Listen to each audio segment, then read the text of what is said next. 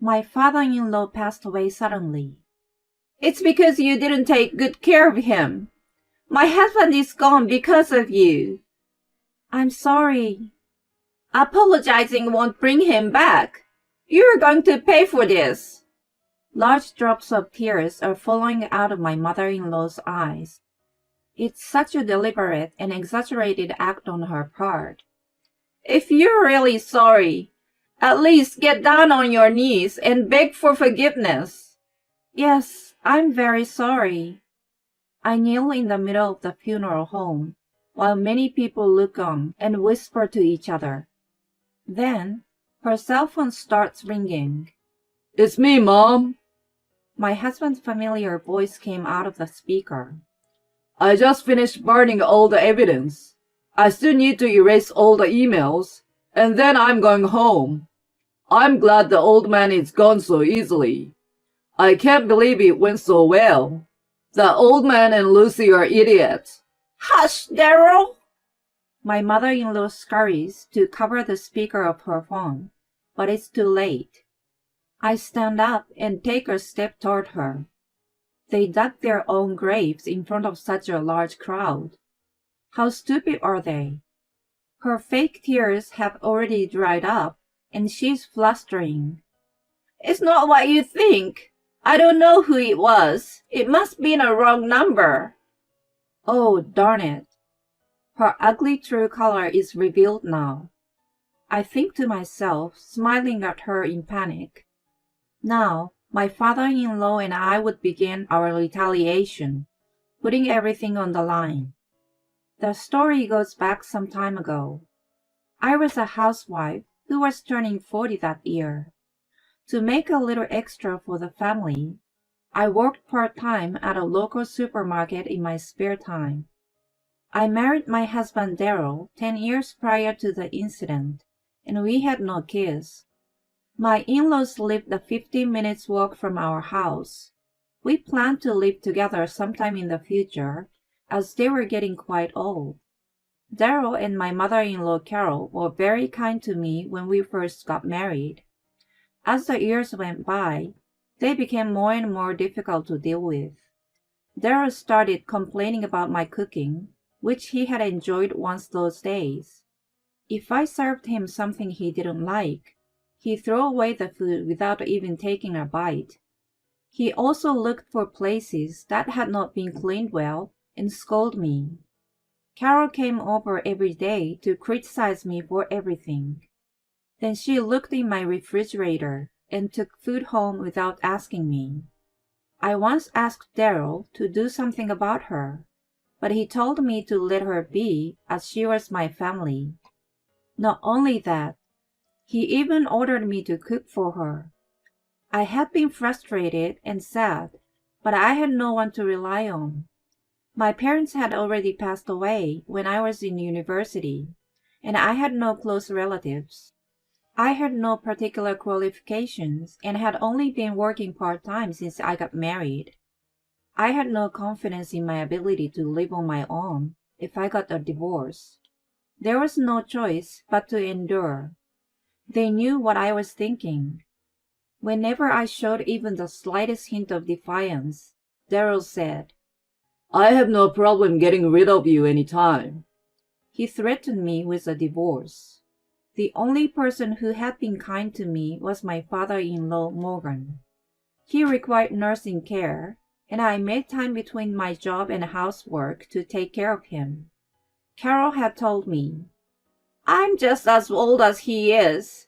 It's not right to make me take care of him. It's the daughter-in-law's job, isn't it? You are part of the family, so you should at least help us. She turned her back on him and busied herself with her own things. Caring for Morgan had never been a burden for me. He enjoyed the food I cooked for him and was always humble and appreciative when I helped him with personal care. The time I spent with him was more like therapy for me, which had become an important part of my life. I enthusiastically went to him every time. Then one day, Daryl asked me to go for lunch with him.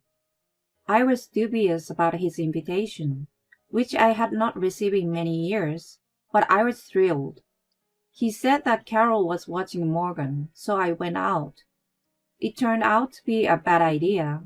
I should never have gone out, no matter what Daryl said. While I was out, Morgan suddenly passed away. I was completely stunned, but there was no time to grieve. Daryl and Carol put all the blame on me. It's because you haven't been taking good care of him. That's right.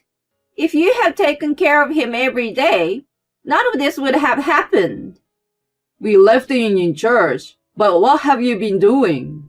How could he have died so suddenly? How terrible! I was repeatedly scolded by them. Besides, they refused to go through the hassle of preparing for the funeral, etc., and I ended up taking care of all the formalities. On the day of the funeral, Morgan used to own a small business and volunteered in the community before, so a lot of his business connections and acquaintances gathered at the funeral home. They all expressed their regret for him, and many were in tears. I watched them as if I were dreaming. Then suddenly, Carol's phone started ringing loudly. In the quiet funeral home, it echoed uncomfortably. Carol panicked and pressed the speaker button by mistake. The ringing stopped, but now the caller's voice came out at high volume. The sound was very familiar to me. It was Daryl. He said there was a job he could not hold off, and went on business trip, ignoring his father's funeral. Hello, Mom. It's me. Wait, Daryl, What? I'm destroying the evidence now. It's all going well. Hey, wait! Lucy's not so bright. She has no idea. We will split the $200K insurance money as promised. I'm going to head back to you soon. The family members and attendees started demanding explanations and closing in on her. The relatives called Daryl, who was supposedly on a business trip, and asked him to come to the funeral home right away. At first, they were evasive, saying they knew nothing about it. However, the angry relatives were so fierce that they were forced to come clean about their plan. Morgan was feeling a little under the weather a few days before his death. It was only a little cold and nothing serious.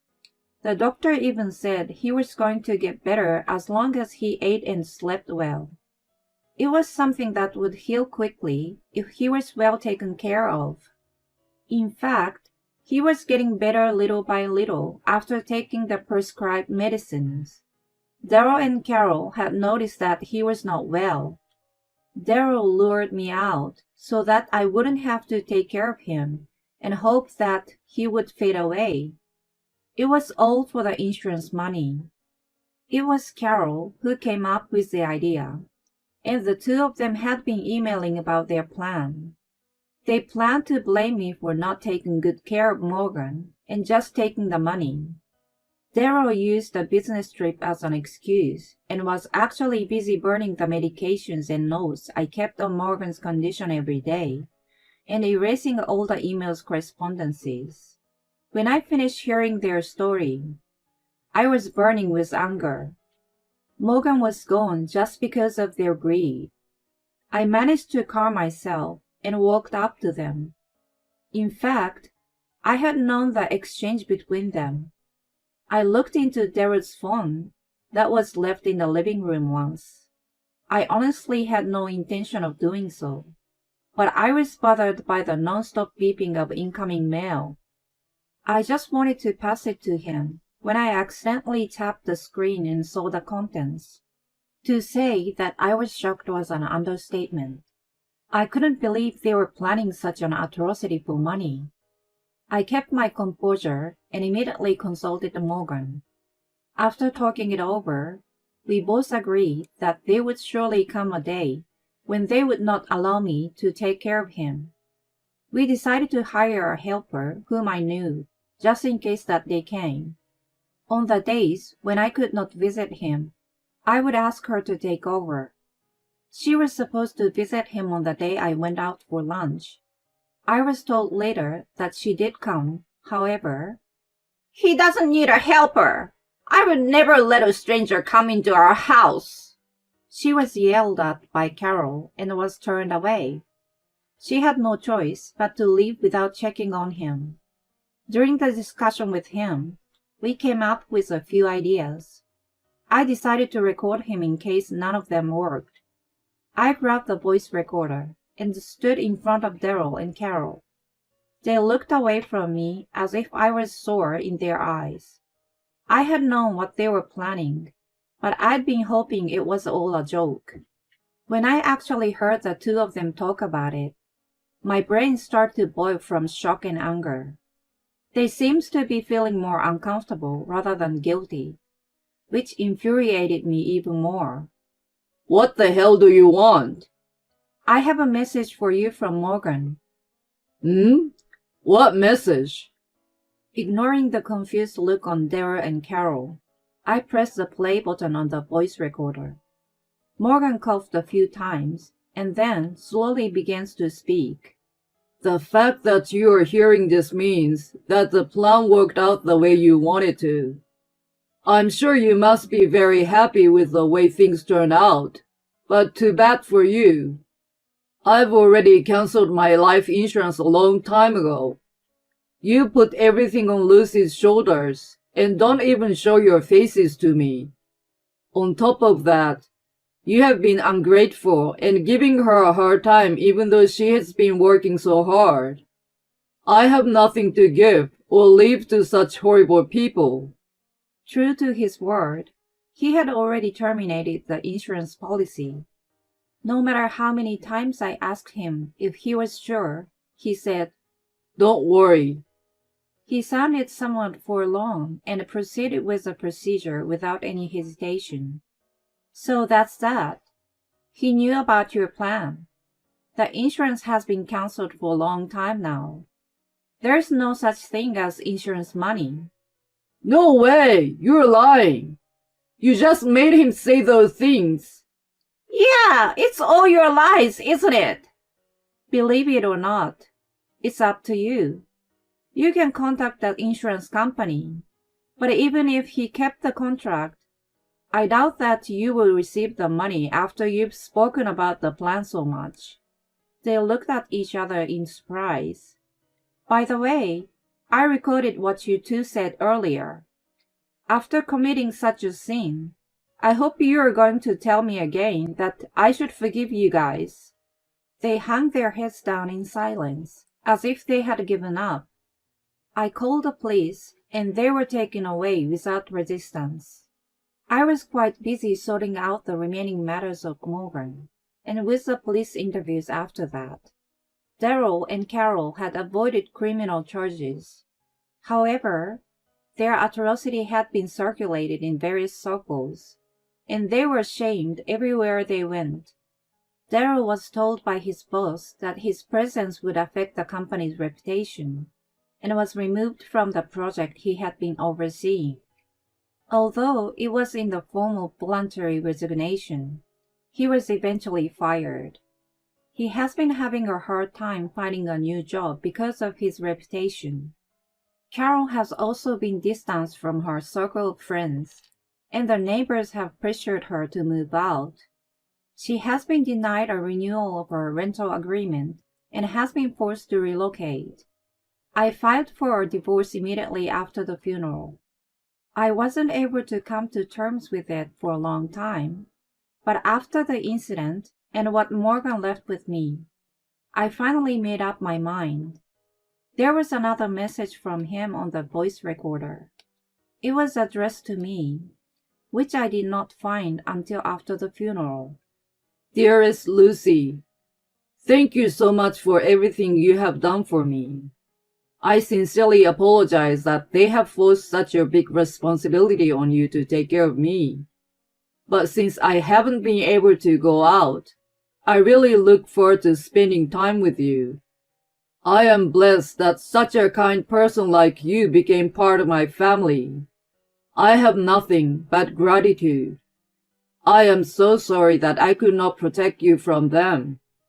You can go anywhere and live any way you want, so don't give up. I want you to choose a path that will allow you to live your life with a smile on your face. Such was the message. It made me burst into tears. He was right. I was tired of my life, and before I knew it, I had given up. I was convinced that it was the only way. Morgan was right about choosing my way. Without Daryl, and even all alone, I could continue living. I wanted to fulfill his last wish. I immediately filed for divorce and moved out of the house. I continued to work part-time at the supermarket for the time being while looking for a full-time job. I was so anxious about my life on my own, but I now feel like I have a bright future. I'm going to start my way of life from now on.